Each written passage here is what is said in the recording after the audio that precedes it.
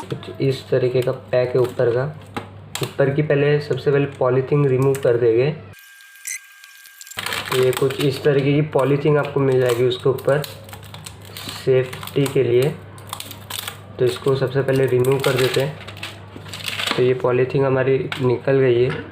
तो इस पे आपको कुछ एक और प्लास्टिक का मिल जाएगा इस तरीके का कुछ लगा हुआ। तो इसको भी रिमूव करते हैं।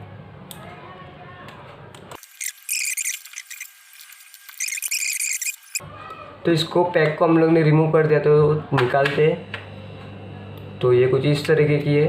तो इसमें आपको मिल जाएगा इंट्रोडक्शन पेंसिल्स के बारे में और भी बहुत सारे कुछ मिल जाएंगे।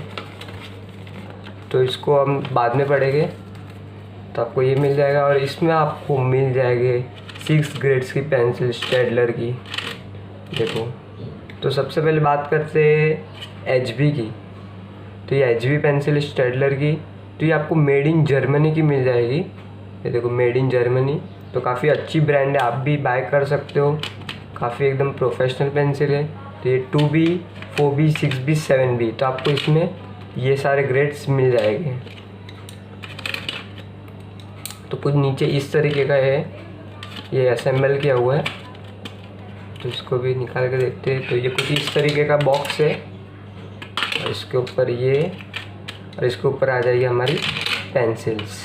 अभी हमने सिंपली सा A4 साइज़ का पेपर ले लिया है और ये हमारी स्टेडलर की पेंसिल्स जो कि उसमें 6 पीसेस है।